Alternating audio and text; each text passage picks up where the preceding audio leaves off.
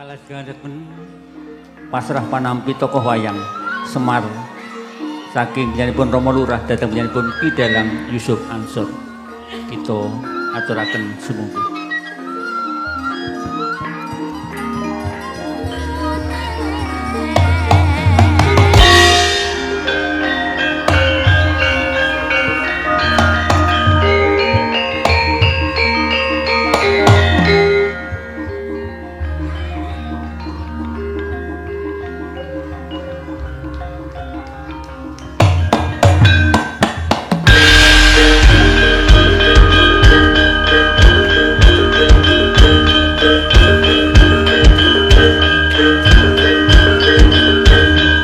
Paripurna urut rerencaning adicara panutupan kegiatan rasul wonten ing Kalurahan Wut taun 2000 langkung lan kula ingkang ndherekaken lampahing adicara wiwitan ngantos paripurna mbok bilih kirang nuju pransedyanipun nyuwun pangapunten lan kita pungkasi wassalamualaikum warahmatullahi wabarakatuh.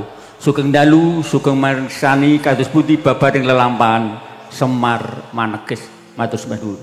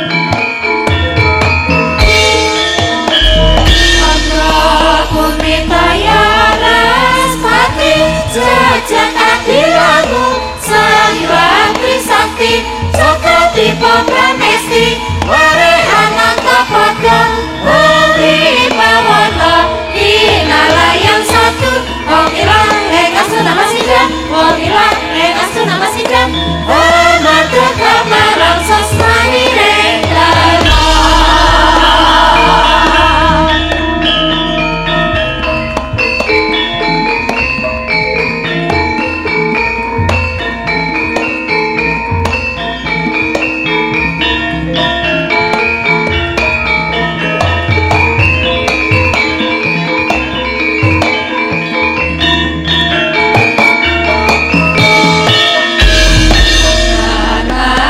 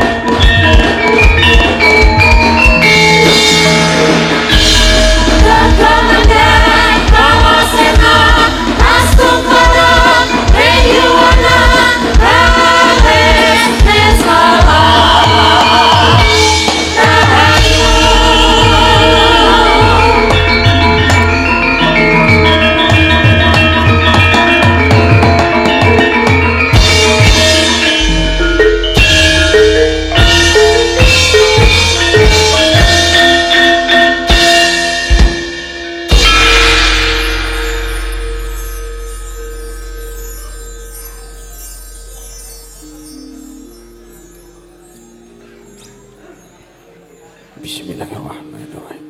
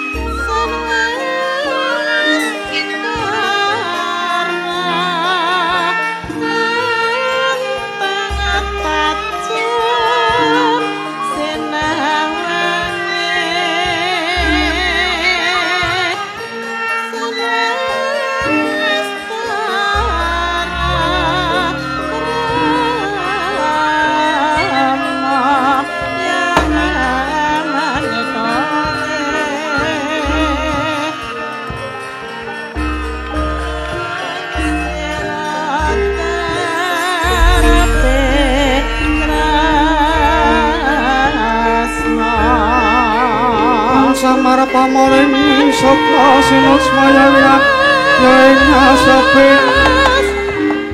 sinimpen telenging apu pambukaning warana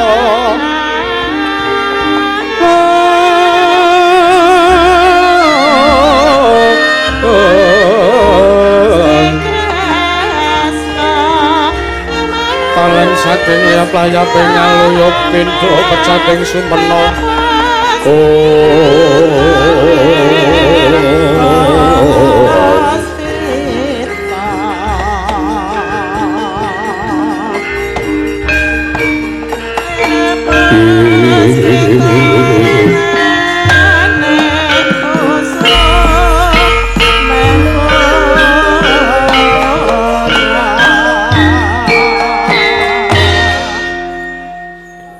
Ilahe. Oh, ilahe. Awigna mastu Purna Sidhem. Awigna mastu Purna Sidhem silat mriwang jagat karana. Sirang tandra kawisesaning bisana. Sono sinawung laning lebes tumaksel stantun lambang Buddha Jinandra tutur. Katula tetela tulat mrirating paradya. Winusita upama prameng niskara karana dudu ing jaman Purwa. Winusudha traingkang dina madama pinarep dameng rata mangya tekapusananing Gundita. Taun lenggeng melambang matumpa-tumpa. Marma panggung Sang Purwenggata sidhedhar dipadining wayang Purwa.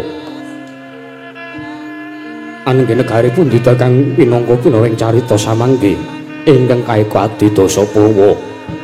Eka marang sawiji adilunuwih dasa 10 Purwa wiwitan adi-adining garpa Gundita daton wonten kadhi negari Ndarawati. Negari kang panjang punjung pasir pawegara jinawi Gemah Aripah Kartotata Raharja panjang marang adawa punjung iku luhur basa pasir ngarepake samudra ukir ngungkurake gunung basa jinawi toya tinumpang tulus ingkang sarwa tinandur murah Gemah kathah janma dagang datan kendhat lur tanana pedhote basa Ripah kathah janma ingkang gegriyaning negari pratandha eca maneng para kawulalit kebo sapi bebek ayam datan wonten ing kandhang teka glarep mungguh panggonan saking ngarep jining Dura cara sirnajri lating Nalindra boten wonten panjenenganing Nalindra ing ngarep jagat pramudita ingkang kasenganing akasa. Ingkang gebenging mara ingkang kawengku samudra loya ingkang kasenan Sang Hyang Candra ingkang kapadhangan Sang Hyang Surya datan paja miriping kadiwa agung ing Ndarawati punika luhur kawisesanira pranyata wong agung Ndarawati punika adil pramarta tansah mulih kaloling barana dana buka lumintu ing saben dina upaya dase utawa mulang wong balilu jangkung parang pupuk ngapura lepating wadya anggung titi pariksa minder pangreh utama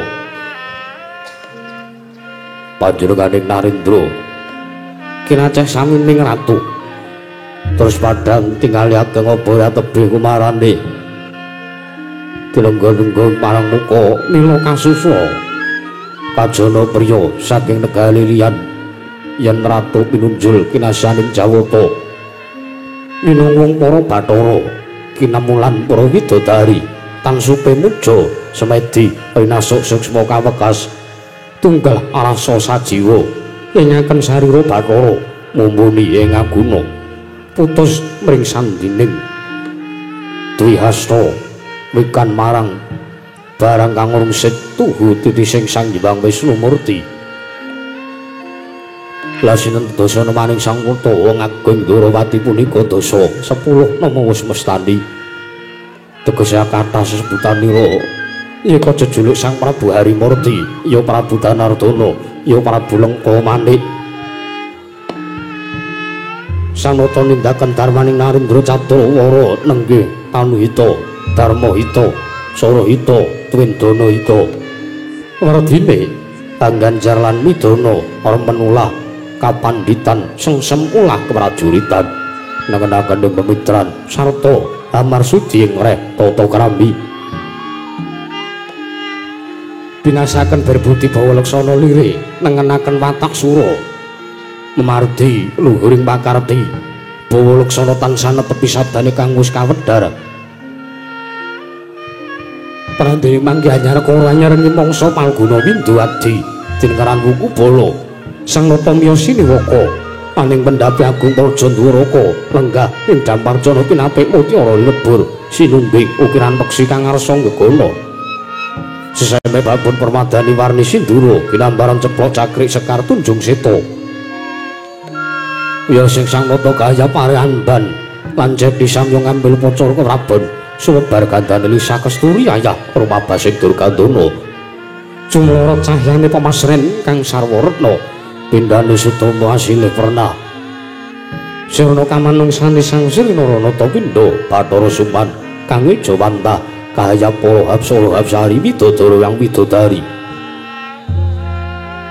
Liya sing sang katong dinengaran Jumalegur ungling mayem kae panglebur jagat pramila saya ngangset Denara Sumewa nenggih prajurit kang ngandung sipa Satemahandir pindha mbang samudra ngebeki pagelaran temenging Bajira arep tidhem Tanono jambu nyambawa ampung kapiarsa panglingkyuk Widowati kairing nguling gongso guntur wadu dadi asri renggeping pananggilan Ala sinten ingkang kemarang jagat denar mangarsa pasibanira ing ngarsa sang rata Puntatinon miswanira kadang mudha swala bumi inggih kesatraning Lisang Pura nyung satring Garbaruci kapernah kadang kayupe kawan sang rata nenggih kasih sang Raden Hari Setyaki ya Raden Singamulang Jaya ya Raden Yuyudana ya Raden Tambak Yuda Wresniwira inggih sang Bima Kunthing Switing Narpati kinarya manggala dadaning kewa menang ngembat matang angajung kumbala ruwet sarta mbabat rungkut dangu dereng wonten tengara bendhe dawing sabda katungka urip ing pancak pasewakan mulap partanira nanindring mandura sang Prabu Baladewa prapta alun-alun niti Gajah Kyai Puspadenta sang nata mandhap saking titian mulya minggah ing sitinggil praja Negaring Durawati miyak kang samya sipa kadhodhing penggalih nata Ndoraka mulat rawuh ingkang raka daya sang Prabu Sri Bathara Krishna ngendika aris manembro mudha mateng tamu agung ingkang Labya Sumewa arep tidhem tatanana bane walang miyang alisik sang Yapara kawula samya gandeng pasisiran jejel Aryal arep pepet pipit parsasata pandenggel datan posela labes kantheng morse bayi jayam bludak gendera ronteng bulung-bulung kitrangen dan yang penting mongso labu payung megar menti jamu parating mongso rendeng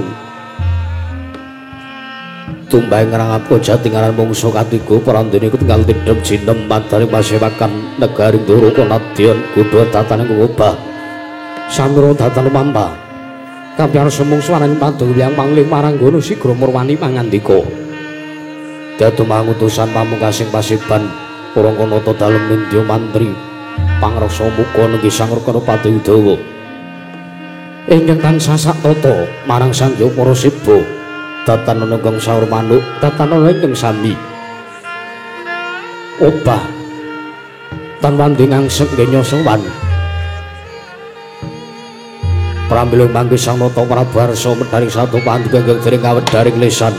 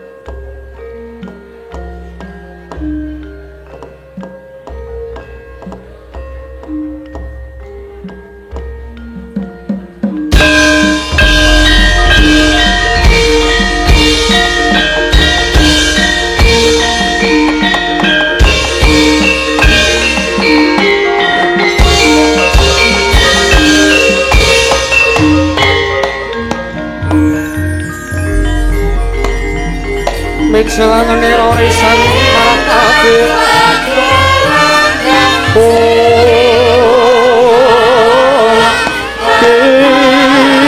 narapot srimpe bedaya tinamaya alon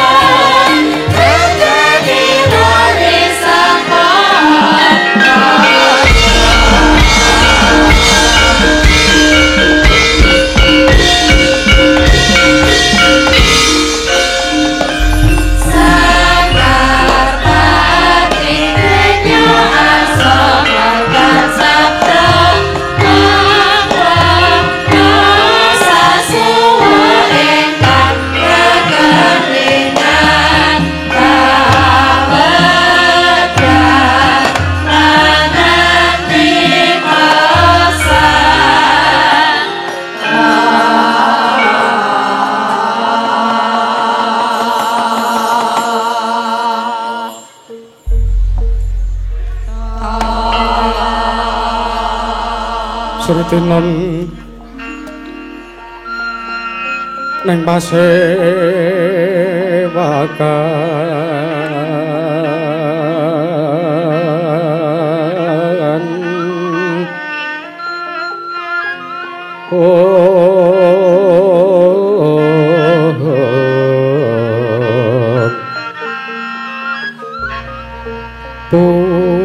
pusana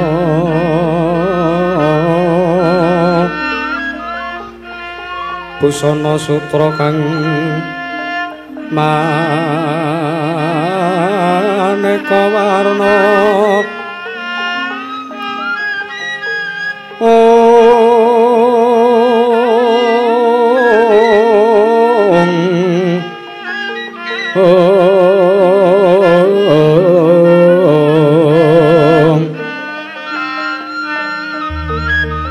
cetak Puspitanya Dhyana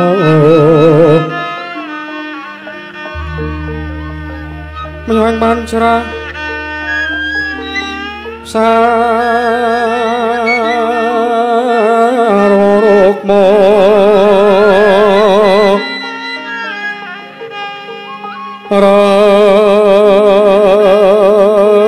ranggeng mandek ora Narawata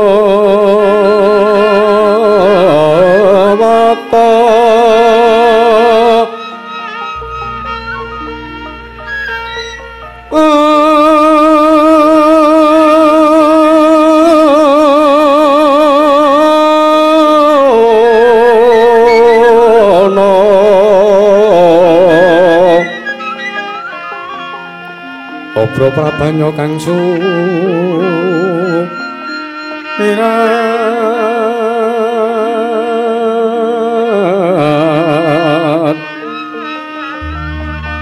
kenyareng tejo lalibaran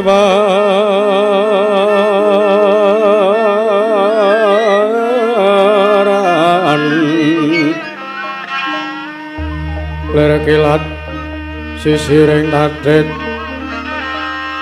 sisiring tadet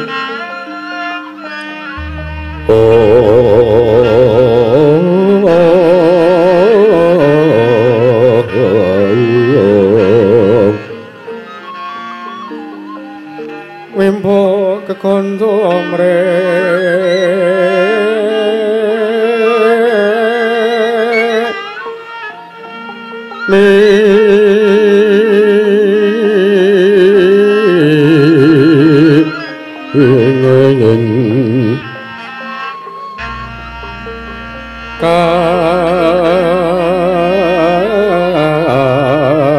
tiupeng ma ruto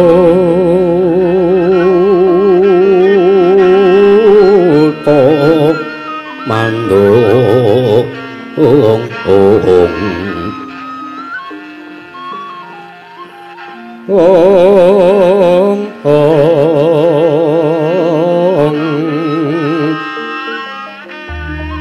separan kang mangambar kongas ngepeke jroning pasewakan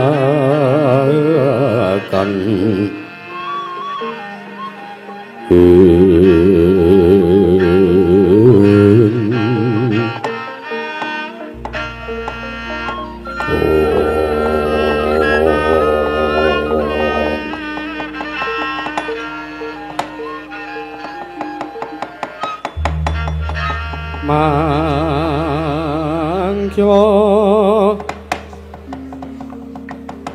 trajating praja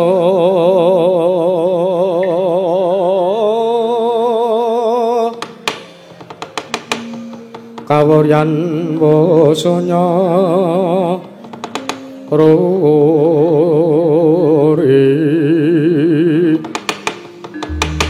ora pangrahing ukara karana tanpa palupi ati lara selastuti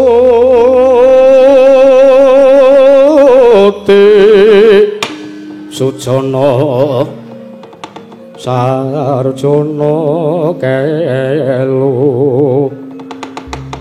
kalulun kala tito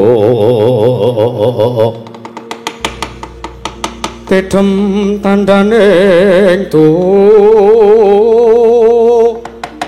mati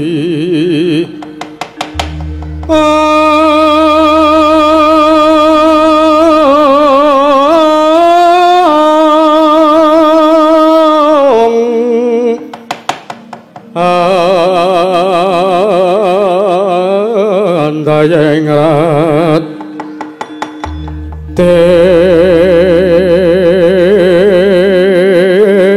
ning karoban urubeto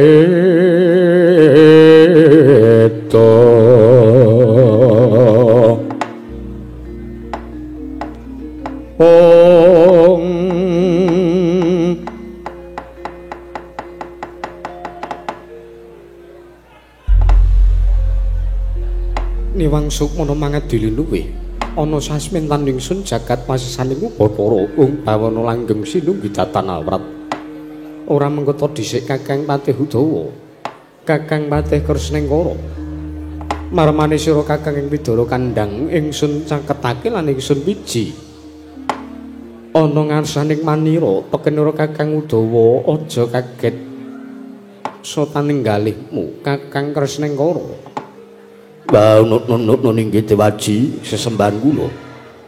Pengayoman kula tening Madyapada marapting delahan Gusti. Sesembahan kula sinuwun Prabu Sri Bathara Kresna ing Ndoraka.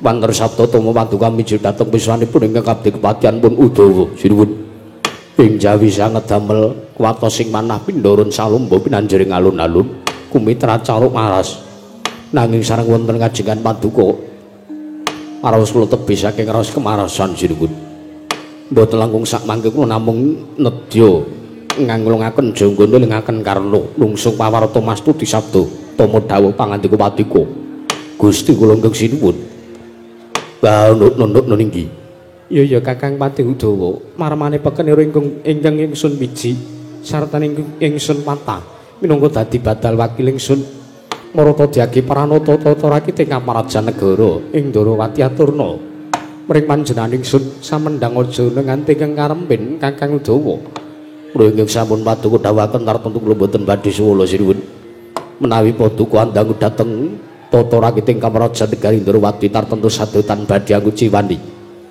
para kalih samya sayuk saeka kadya kaluning dosa bangsa duwe negari ing Ndoraka mandhapipun dumateng para abdi ing prajuritan ing boya kendhat nggih tansah gladhen ulah idane kaprang sawanci-wanci praja Paduka katempuh mring marang kuku tartentu boten badhe ngempa kunca Paduka Gusti kula sang putra ingkang dewatian rembug kasampun putung sumangga abandhem sinuwun nunduk niki ya Kakang Udawa banget gawe bombong tasing sun teka jangkep kang dadi aturira mboya lewat pangestu sartane pangkaran ingkang utama tindakna selawasi urip Kakang Udawa mriki sampun Paduka dhewaken boten badhe suwala boten langkung abdi ngaturaken sembah sungkem pangabekti kula kunjuk sandhap wedha Paduka sinuwun ya tak tampa tiba sepadha-padha ora lewat prayogan nggonmu ngadhep Kakang Udawa sampun mboya kerang prayogi sinuwun apa dene sira kadangipun Kakang Dimas Setyaki Garba Ruci Singa Mulang Jaya padha kanthi raharja sak sawane siadi Dunawin pasang klimantabi dina-dina mila duni dumawahing tawang tuwang pinepaning tulak mandu Prabu Padukan Jengkaka Prabu Abiji dhateng wiswanipun ingkang rayi Garba Ruci pun Setyaki ingkang rayi pun tambak yudha ngaturaken kasugengan lan kawilujengan sowan kula wonten karsa Padukan Jengkaka Prabu boten langkung kula ngaturaken sembah sungkem pangabekti kula kunjuk sandhep wedha Padukan Jengkaka Prabu Ndarawati Koko Prabu Sri Bathara Kresna ya Setyaki siadi atur pangabekti ana ngersanipun Kakang ora lewat pangestunipun Kakang Mbah Tampanana sampun sanget anggen kawula pundi kula petekaken jojo rumaket ing pardaya saestu dadosaken cahya nar cahya daging rah kayiwanan Prabu nun mangke Koko Prabu Mandura, Koko Prabu Baladewa, inggih Koko Prabu Balarama. Sareng Padukan Jengkaka Prabu Baladewa rawuh wonten negari ing Dwaraka, inggih wonten negari Ndarawati. Ingkang rayipun Sri Bathara Kresna ingkang rayi pun Hastimurti ngaturaken pambagya raharja mugya kunjuka wonten ngarsa Paduka Kanjeng Koko Prabu Balarama ing Mandura. Koko Prabu Baladewa ya jagat pangestu raya Bandara jagat Patendra Jaradewaku waladalah kadangipun Kakang Yayi Prabu Ndarawati Yayi Prabu Sri Bathara Kresna ya Kresna pun Kakang ngaturake panuwun ingkang sepisan dene sowanipun Kakang ana ing Praja Negara Dwaraka tinampa kanthi becik lan nengsemke pikir sartane gawe bombong ing ati ya teasing pun Kakang Mandura teka ing antarane wus sakwarsa kepungkur pun Kakang sowan ana ing Praja Negara Ndarawati kahanane durung bisa ayom kaya mangkene nanging wektu sakmengko pun Kakang Sanungsani Siadi Ndarawati kamangka nyumurupi kahananing para kawula nara Praja Negara ing Dwaraka kamangka kahanane padha tentrem sartane ayom uga ayem Kresna pun Kakang melu mangayu bagya Koko Prabu inggih ngaturaken manuwun Koko Prabu sedaya menika menawi mboya saking pangestu Paduka kula kinten mboya badhe kelampah lakon ingkang kados mekaten ya Kresna ya siadi atur pambagya raja ngesanipun Kakang wis tak tampa sartane sawanipun Kakang ana ing Praja Negara Ndarawati ados saka rubeda caket mring karaharjan Kresna ya mungpun Kakang kosok mangsule ngaturake salam taklimipun Kakang mugya kunjuka ana ngersani Yayi Prabu Kresna Yayi Prabu Ndarawati inggih Koko Prabu teka damel bombong tiasing sun inggih ingkang rayi Iri Paduka pun Sri Bathara Kresna wondene nampi pangestu dalem padukan Jengkaka Prabu. Mboten langkung kamprayoga ngono nggah. Paduka wonten negari ing Ndarawati. Ya, Kresna kaya ora kurang prayoga. Kula Prabu kula ngaturaken pangabekti kula kunjuk sareng Paduka. Kadangipun Kakang Yayi Setyaki ya. Bungkek Kunding. Siadi atur bekti ana ngersanipun Kakang pangestunipun Kakang Tambanana. Sampun saged tanggen kawula pundi. Sinuwun sarawuhipun sinuwun Prabu Baladewa kula ngaturaken sembah sungkem pangabekti kula kunjuk sinuwun Kakang Udawa. Kakang Udawa wonten imbalan. Sadurunge sing gedhe pangapuramu yen aku arep matur ana ngersamu. Kados pundi? Yen to lumrah ingkang ngaturake bekti ngaturake sembah kunjuk ngersani Baladewa kuwi Yayi Prabu Kresna utawa Yayi Garbaruji utawa anakku samba ingkang yen to sak mengko sowan mesti wae ingsun nampa marang kang dadi sembahe nanging segedhe pangapuramu Kakang Udawa yen to Kakang Udawa ngaturke sembah bekti ana ngersaning Baladewa ora kok teges aku nampi ora teges aku ora nampa apa kang dadi sembahe Kakang Udawa nanging anane Baladewa ora nampa kang dadi sembahe Kakang Kresnengkara merga Baladewa wedi yen to nampa walating dewa. Liripun kados pundi sinuwun teka paring dawuh kados mekaten. Kusik apa kira-kira Kakang Udawa ora ngelingi lakon duk nalika Kresna sartane Kakang Udawa isih mapan ning Widara Kandhang urip bareng kelawan Bapa Sagopa lan Ibu Sagopi. Nalika semono Kakang Udawa ingkang tansah gula wentah marang Kresna Narayana apa tinlara ireng ya Sembadra. Nalika semono Baladewa uga sithik akeh nampa pangudange Kakang Udawa. Jerniyatane senajan tala dikaya ngapa Baladewa iki ngayom mrengsaning Bapa Sagopa. Mula gandeng ingkang sepisan yen to dipitung kanthi cara lelabuhan. Kakang Udawa kuwi gedhe lelabuhan itu marang Baladewa. Ping pindhone Kakang Udawa kuwi luwih merda tinimbang Baladewa. Baladewa kuwi tinemu taruna banjur Kakang Kresnengkara kuwi luwih tuwa, luwih merda tinimbang Baladewa. Mula dosa apa sing bakal tak sandang? Walat apa sing bakal dirasake dening Balarama yen to nganti wani nampa sembahe wong tuwa, mongko wong tuwa sing tak tampa sembahe kuwi mau. Biyen nalikane aku isih cilik tansah momong lawan jagate Baladewa ya jagate Kresna. Mula kang saka kuwi Kakang Udawa, aja cilik atimu, aja lara pikirmu. Sembahe Baladewa tampanana tak jaluk pangestumu Kakang Udawa. Waduh. Nuwun sewu. Menapa kula mboten klen anggen kula midhanget. Kleru menapa wi? Cobi to. Kula wonten griya mriku kalih anak kula dhewe dindas-ndaske. Kalih bojo kula dirupak-rupake. Sinengguh kula menika wong lenang sing ora iso ngayomi kula warga. Lah nuwun sewu.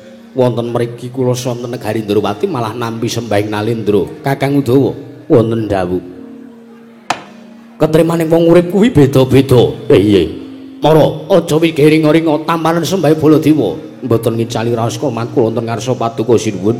Sembahipun sinuwun Prabu Baladewa kula tampi dawa sami-sami. Pun prayogaken lenggahipun sinuwun. Kaya ora kurang prayoga Kakang Udawa.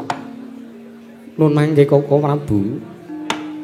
Sampun ngantos damel kaget setaning manah padukan Jengkaka Prabu Baladewa. Wondene sak mangke ingkang rayipun Sri Bathara Kresna sandangu dumateng rawuh paduka nanjaken bab punapi ingkang dados wigatosipun. Koko Prabu menapa ingkang dados darunanipun teka sak mangke arawuh wonten Praja Negari Ndarawati kamangka sengkan-sengkan datan pepeboyan. Menawi alit utusan gandhek sak kembaran agengipun utusan Nayaka Praja Negari Mandura kinen rawuh prapta wonten negari Ndarawati. Nanging sak mangke beneh lan padatan ingkang sampun kelampah wonten negari Ndarawati, Koko Prabu rawuh piyambak wonten negari Ndaraka. Embok kepareng ingkang rayipun Sri Bathara Kresna nungsung mawarta nyadong dawuh kula sengangklungaken janggane lengaken karna mastuti sabda tama dawuh pangandika padukan Jengkaka Prabu Kresna wonten timbalan sing gedhe pangapuramu yen to praptanipun kakang iki tanpa taliwara tanpa atur cecala luwih dhisik ana ngersani Yayi Prabu Kresna. Yogdine ananipun kakang Sowan Anusani Yayi Prabu Kresna iki ora kok pun kakang saka negara Mandura babar pisan ora. Nanging sowanipun kakang iki bubar anakake sartane manggi marang Yayi Prabu Duryudana. Pun kakang bubar sowan saka negara Ngastina. Ingkang nalika semana anggonipun kakang sowan ing negara Ngastina iki merga nampa nawala saka ngarsaning Yayi Prabu Jaka Pitana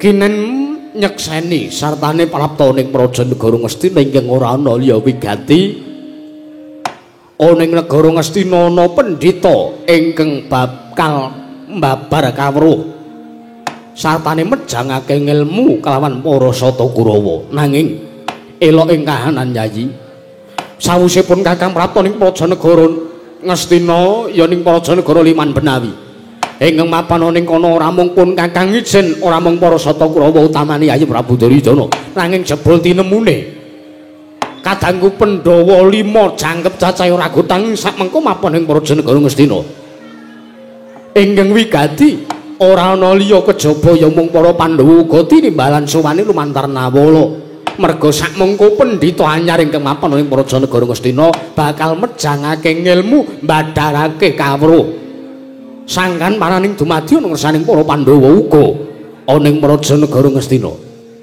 Kresna, pendhita sing tak aturake iki kira-kira apa mengku wigati ingkang tuhu yekti bakal mejangake ilmu sartane mbabarake kawruh. Sangkan paraning dumadi ana ngersaning para kadangku para Pandhawa lan Kurawa apa pancen lair lan batin niyate apa mung kinarya abang-abang lambi. Merga pendak-pendak negara Ngastina ketekan pendhita anyar mesti wae mung bakal gawe cintraka lan kacintrakane para kadang-kadang Pandhawa kuwi ingkang sepisan ping pindhone pendak-pendak ana pendhita sowan ning negara Ngastina mesti mung arep murungke perang gedhe Bratayuda kinarya pawadan rukune Pandhawa lan Kurawa. Lah aku njaluk dawuh Yayi Prabu Kresna Nuwun sewu lajeng sinten pandhita ingkang prapta wonten negari Ngastina ingkang sampun swita ngersanipun Yayi Prabu Jaka Pitana. Pandhita saking pundi sinten pemarapipun? Lah yen lo Yayi Prabu nanjeke bab perkara kuwi. Pendhita ingkang rikala semana uga ketemu pinanggih sak pejago ngadu arep karo pun kakang tak takoni ngakune pendhita ya kuwi saka pertapan Giri Saloka peparape Begawan Surya Wasesa. Begawan Surya Wasesa ya wigatine ya kuwi kaya ingkang wis pun kakang aturake. Begawan Surya Wasesa bakal medharake ilmu sartane mejang kawruh sangkan marani dumadi urusaning para Kurawa lan Pandhawa. Nanging syarate kok gawe kamurkanipun kakang. Syaratipun menapa? Syarate Begawan Surya Wasesa gelem mejangake ilmu sangkan parani dumadi mbabar kawruh kasampurnan ngersane para Pandhawa yen to sepisan Pandhawa kudu nglakoni tapak asta masrahake negara Ngendraprasta sartane negara Ngastina samengko bakal dipara sesigar semangka bakal dipara didumke kelawan para sata Kurawa padane Pandhawa diparo negara diparo sing separo kanggo mukti Pandhawa sing separo kanggo mukti para sata Kurawa kuwi ingkang sepisan inggih ping pindhone ya iki perkara ingkang gawe murkanipun kakang nganti nalika semana pun kakang linggar sartanipun kakang nguncati marang pasewakan negara Ngastina durung ana rembug ingkang luwih wigati pun kakang terus tumuli lunga pun kakang tumuli oncat banjur pun kakang ing pengangkah arsa sawan ursani Yayi Prabu Kresna wedang urung metu senek ya urung ana pun kakang tumuli ninggal marang pasewakan negara Ngastina. Lah banjur apa to kang dadi kamurkanipun kakang Yayi pendhita iki mau arep murungake perang gedhe Bratayuda mongko nadyanto dewa wae ora ana ingkang wani sartane ora ana ingkang kestu cawe-cawe bab jangkaning jagat pecahing perang donya ping 4 ya ngaran perang gedhe Bratayuda ingkang dilakoni dening para sata Kurawa lan Pandhawa besok nanging iloke ngahanan ning antase mung pendhita wingi sore wae ingkang lagi meguru anyar paribasane lan kok teko wani arep mulungake perang gedhe Bratayuda. Lah Kresna pun Kakang njaluk dawuh Siadi. Coba sumurupana sartane pirsanana wujuding kaca paisan.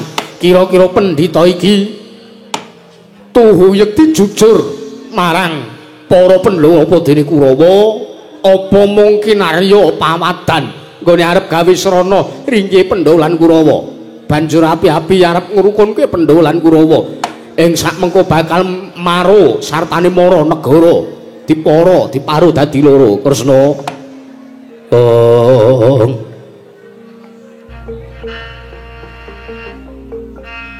lang-lang ramyan ingkang diya lere Jewang Candra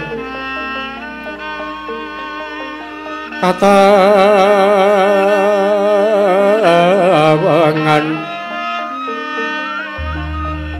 sumu ing das kato ridan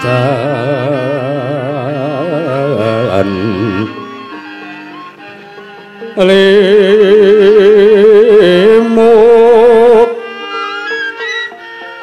kabyarsaning rucit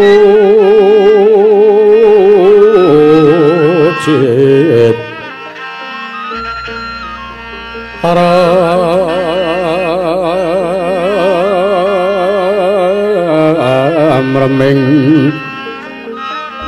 driya nawung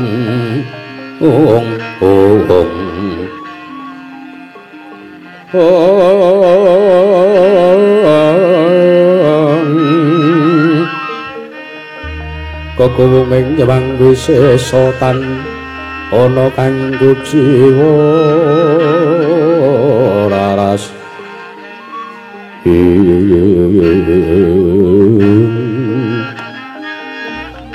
ya jagat pangestu Kurawayu Bathara jagat wangsul Madiluwi ana sasmintan ingsun jagat wasani Bathara Bawana langgeng sininggi tatanawenat Koko Prabu iya Kresna kagiatan singsun ingkang alayindaraka ari paduka sareng nyumurupi kaca paisan jebul tinemunipun pendhita inggih Saloka ingkang pemarapun Begawan Surya Wasesa menika kala wau lereke ngrembak nggenipun Sri Tangresanipun Yayi Prabu Jaka Pitana sami kalawan ingkang menapa ingkang paduka dawuhaken. Piye? Wigatine pendhita swanursane Yayi Prabu Jaka Pitana padha wigatine kalawan apa sing wis tak aturake. Inggih. Walah edan. Teges pendhita bakal gawe ringkih para Pandhawa Kresna. Inggih. Nuwun sewu. Begawan Surya Wasesa menika mboten namung badhe damel ringkihipun para Pandhawa. Nanging wontenipun piyambakipun badhe murungaken perang gedhe Bratayuda menika awit piyambakipun sayekti namung pinta srayanipun para sata Kurawa inggih srayanipun Yayi Prabu Duryudana. Pinta srayane Yayi Prabu Duryudana sing kepiye? Inggih kinen nyirnakaken dhateng pun para Pandhawa saderengipun perang ageng Bratayuda kelampah. Dados lerek ing Rembag Yayi Prabu Duryudana tusan kelawan pandhita ingkang peparapun Begawan Surya Wasesa menika kinen damel sarana ringkihipun para Pandhawa malah sak perlu sak bisa-bisa Pandhawa sampun pejah saderengipun nglampahi perang ageng Bratayuda menika ingkang sepisan. Ya pramila menika wigatosipun Pandhawa dipun timbali wonten negari Ngastina menika badhe dipun damel ringkih. Ya awit negari Ngendraprasta ingkang sakmangke gotang tumuli negari Ngendraprasta dipun jagi satanipun dipun reksa dening para sata Kurawa ing pengangkah wonten negari Ngamarta para sata Kurawa menika badhe nyebar telik sandipaya kinarya pados rana ringkihipun para Pandhawa. Wah, la edan larak tenan napa? Kresna wonten timbalan. Pun Kakang iki pendak-pendak ana pendhita sing sowan ning negara Ngastina wis ora kok sing jeneng ora tau kok sing jeneng pun Kakang percaya. Ora tau kok sing jeneng aku melu rembuke para sata Kurawa nggone nganake perembukan karo pendhita kuwi. Mergo Yayi Prabu Duryudana ku ya wis bola-bali merambah makaping-kaping. Nganti bebasan pun Kakang iki wis kesel ngandani sartane jarwane nursane Yayi Prabu Duryudana. Yen to ana pendhita anyar kuwi mbok ya ditintingi luwih dhisik. Kira-kira lahir batine kuwi jujur apa ora? Inggih. Sebab ngene Kresna. Wong meguru sartane wong kegulang ilmu kuwi mung nuhoni marang paugraning tembung. Mbuh sapa wae sing digurone kudu nuhoni marang paugraning tembung. Ya kuwi lamun sira anggeguru kaki amila menungso kang nyata. Ingkang becik martabate kang sarta kawruh mring hukum kang ibadah lan ngirangi. Syukur le wong tapa ingkang wis amungkul datan mikir marang pawehing liyan yaiku pantes guranana kaki sartane kawruhana. Nanging sajak-sajak kaya-kaya Yayi Prabu Duryudana ora nuhoni marang paugraning tembung. Ya tetembangan ingkang wis tak aturake. Lah banjur ranane piye Kresna? Malah iki yen to mengko para Pandhawa isih mapan ning negara Ngastina, tak kira bakal kacintrakan kanane para kadang-kadangku para Pandhawa. Koko Prabu, piye? Saestu menawi sak mangke saged amboyong Pandhawa kundur wonten negari Ngamarta, kula kinten boten badhe wonten kawontenan menapa-menapa ingkang badhe dipuraosaken dening para Pandhawa.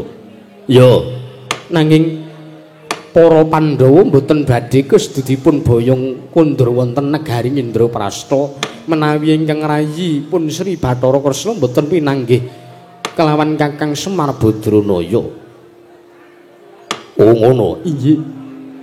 Dadi Pandhawa gelem diboyong ning negara Ngamarta lamun Yayi Prabu Ndrawati methuki marang Kakang Semar Badranaya. Iki kula kinten mekaten. Ya. Ya Kresna. Yen mangkono gage besok apa bakal pratur kesaning Kakang Semar Badranaya Kakang Nayantaka ana ing Karang Kadempel. Pun Kakang mung kari manut ya mung wigatine lan prayogane digege mangsane digelak wancine. Koko Prabu wekdal sapunika ugi awi kula kanthi lumawat alun-alun pepungkuran sowan kersanipun Kakang Semar Badranaya wonten ing Karang Kabulutan. Yo, ayo tadherake Udawa ana timbalan. Marata diake bubana kang padha sibu ingsun kundur medhaton nunung istaken dawuh. Nyuwun pamit badal wasilan. Sing ati-ati aja kaya bocah cilik Koko Prabu monggo kula dherekaken. Sikra-sikra yen permana kanca. Sikra ngraken nawang sesangga nawang sangga.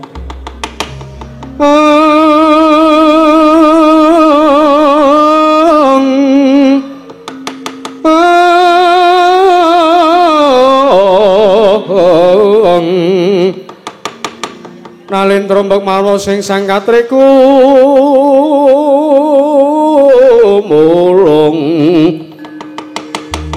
mulung mangrompak ing wadya Karta krorek kakiri-kiri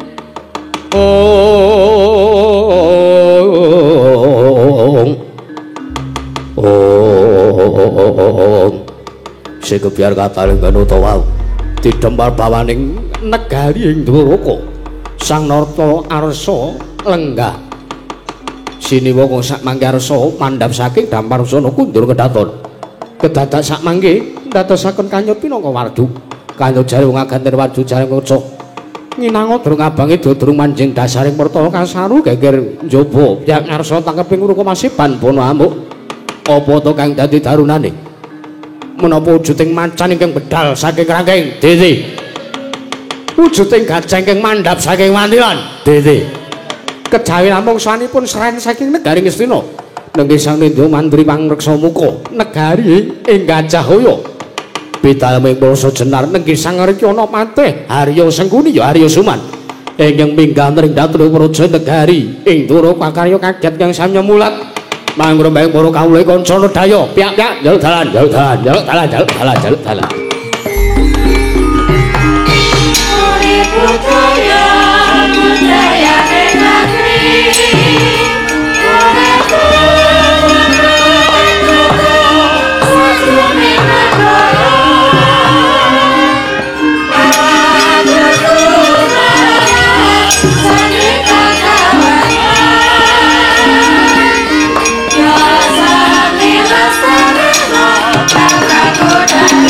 Yeah.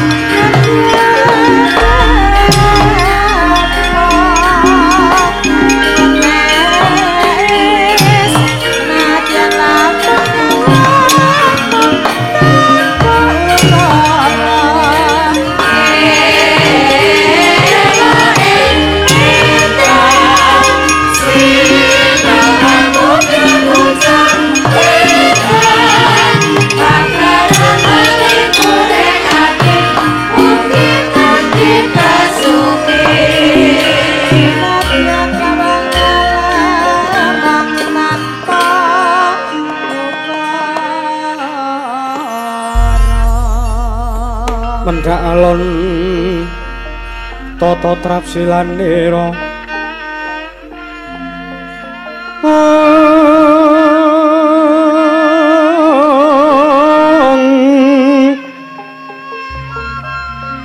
ngajamaken astanira kalih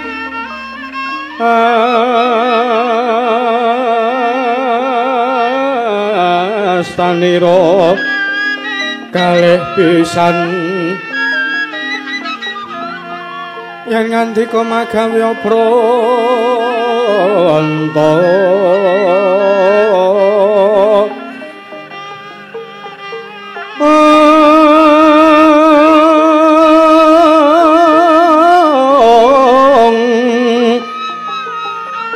yen ngandika magawya pranta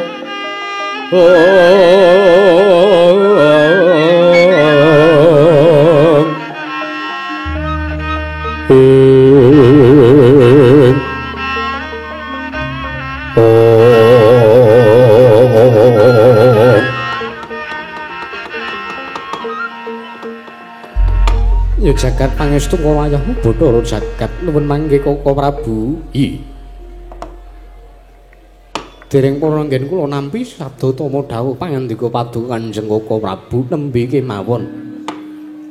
Kula arsa nyamaptaken gati nyawegaken diri arsa bidhanten ingkang kadempel teka sak mangke. Nampi rawuhipun Paman Patih Harya Sengkuni Koko Prabu walah diane dian.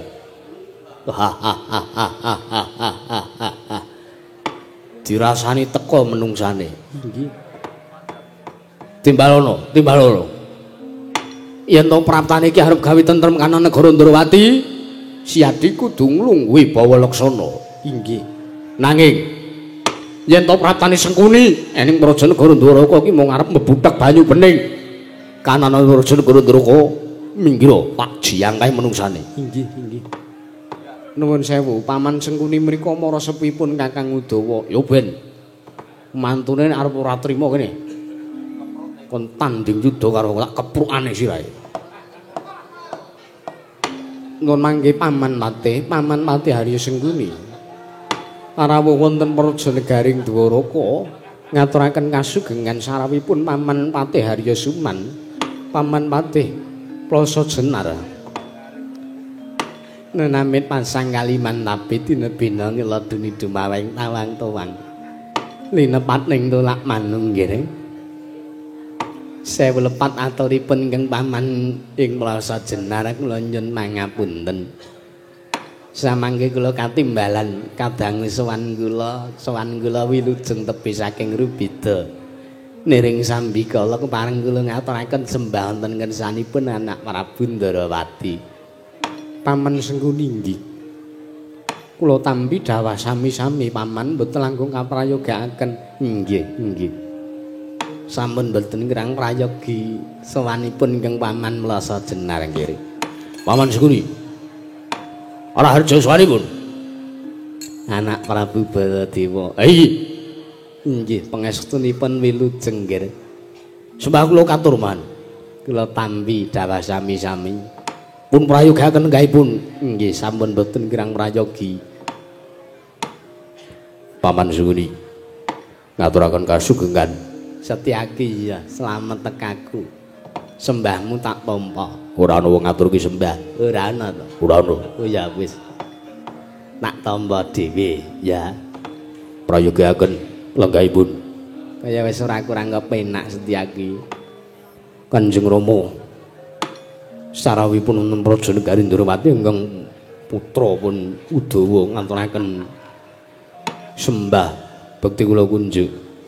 Ya anakku mantu Udawa iya ngaturke bekti ngersaning bapak ya le ya mengestune bapak tampanana ya le. Sampun kula pundi nun mangke Paman wonten dawuh wonten wigatos menapa lan punapi inggih dados darunanipun teka sowan wonten praja negari Ndrawati mongko tanpa tinimbalan. Nuwun sewu.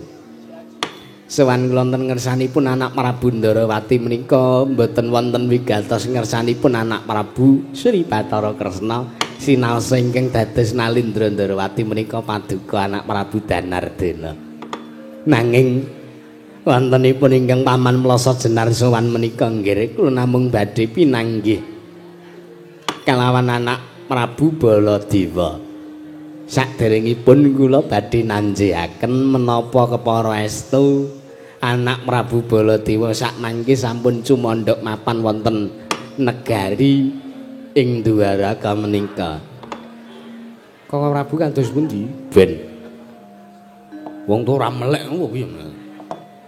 Cetha wong mau aku ya dibagekke aku ya mbagekke karo kono kok isih dadak mitrang. Apa Baladewa lunggone negara Ndrawati? Minggir ajang kae. Sabar, sareh riyen. Yo. Wong tuwa marake kemrekut. Paman Sengkuni wonten dawuh. Sengandika Paman Pati Haryasuman piyambak ugi nyumurupi bilih Kakang Prabu Baladewa lenggah wonten negari Dwaraka. Lah nggih. Oh, nggih syukur. Inggih. Menapa kula dipun keparengaken sekintenipun kula badhe pirembagan kaliyan anak Prabu Baladewa. Kakang Prabu. Nggih. Paman Pati Haryasengkuni arsa pirembagan kan mantu Kanjeng Kakang Prabu. Minggir lho, Pak temonane Sengkuni. Kajeng Sitikung Sititanaya majeng datanpa susila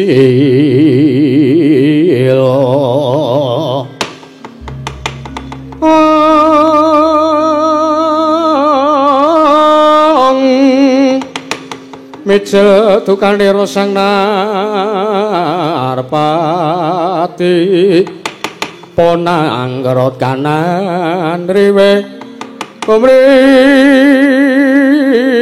wis bocah ing rawis yen sinapun marang sagedheng urip tatitah ana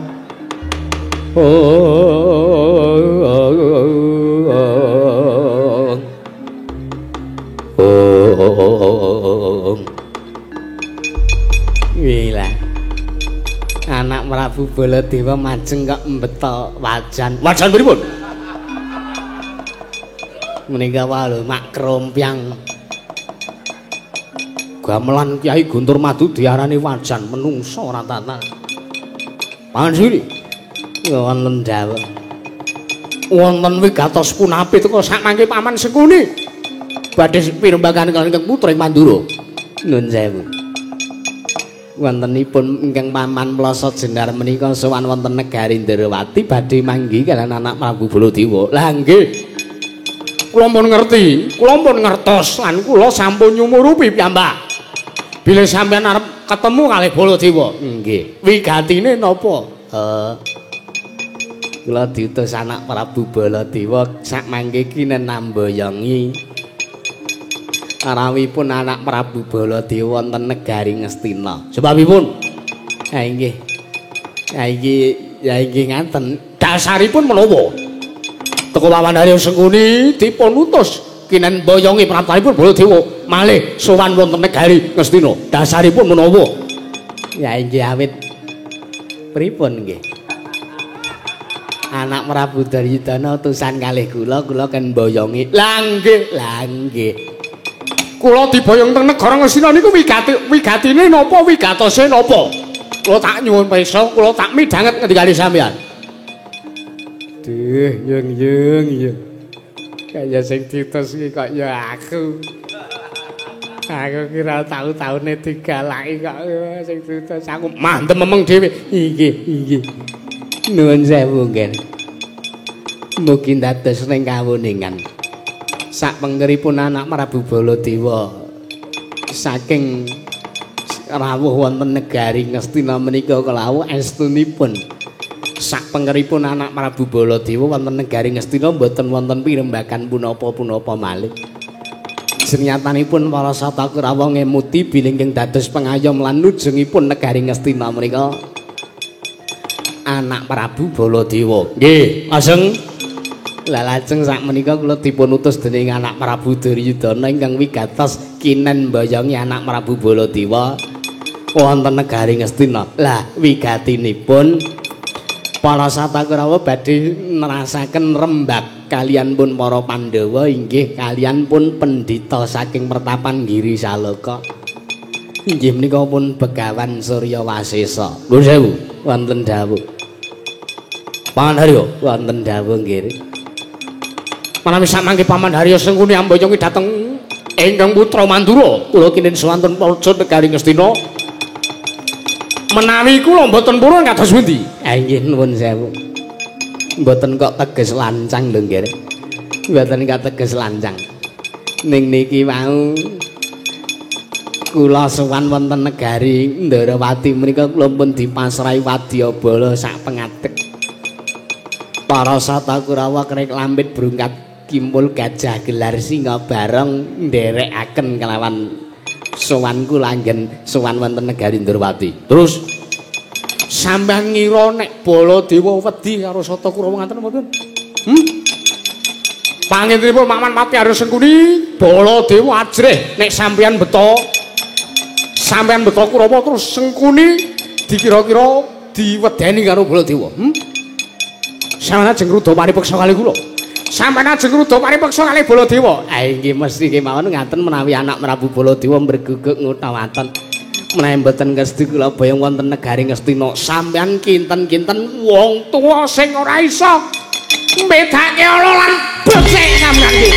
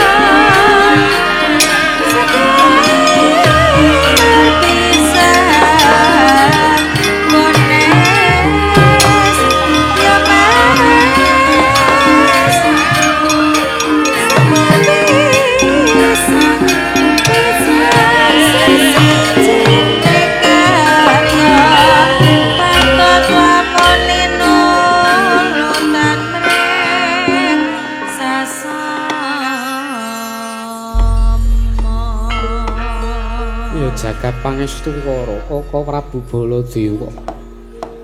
Murinanipun Kaka Prabu Mandura ngantos sak mangke damel saketipun Paman Harya Sengkuni ben. Wis ben Kresna. Tekad-tekad engko ditantang karo mantune pun Kakang ya ora bakal wedi. Ayo. Mantune kuwi muni yo. Kakang kudu pripun? Diajangi jembar sampeyan nek ora trima karo patrape kok ora boleh mulasara Kang Rama. Kajengipun bapak kula diantemi mboten apa-apa. Kumeng bapak maratuwa kok. Terus bapak maratuwa men kalih kula mboten akur kok Yayi Mas. Apa iya? Nggih. Rokok kula diseleri kok. Monggo rokoke mriku niku janjane pun mboten dipun parengaken ngerokok kalih simbok kalih ibu niku mboten purun ngerokok ning nek kocap kalih kula lah gandeng sak omah ngaten kula niku sak omah kalih maratuwa ning nggih niku mboten akur kula niku nganti bendina lunga saka omah kok Yayi Mas mergo kula dipliriki kalih mbok wedok oleh maratuwa kula wedok sebabe kok dipliriki. Lah nggih niku ngajan-ajani ngerokok. Nek janjane nek teng ngarepe adine, teng ngarepe adi kula, adine bojo kula, IP kula sing mboten ngeparengke ngerokok niku IP kula wedok. Sapa? Afani kok lho.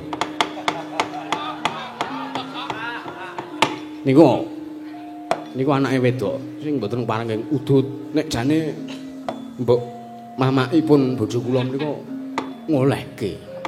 Ning nggih niku kula kalih Sengkuni nggih mboten rukun. Oh. Arep ora trima.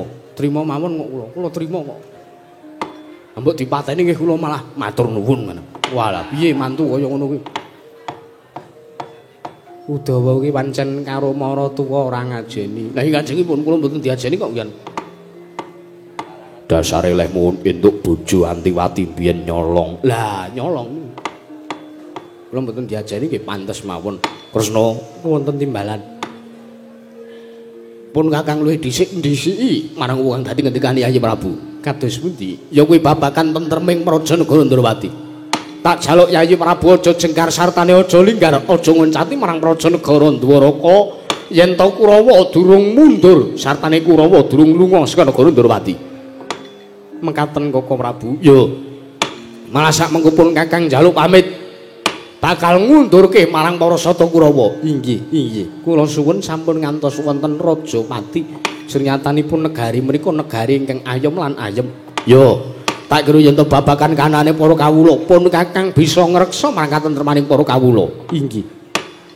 Malah yen mangkono Udawa wonten imbalan. Bubarna kang padha sebo ingsun kundur ngedaton. Nono wis tak dawuh. Nyun pamit mandal wasi lan jinuwun. Sing ati-ati aja kaya bocah cilik. Kaya wis ora ana dawuh maneh Kakang Udawa. Purnagati ning mananggilan. Arsa sangkata kundur ngedaton jeluk saking dampar cara kinapin gambaran gading. Kadhiraken sangjaning para mban jedi panggung ketanggung saka paloro-laro. Ingkang sami ngambil upacaring Prabon kawisan saking mandra tindak nyosang Sri Narana telamun Cinandra pindha Jawata kairing Widodara Widodari.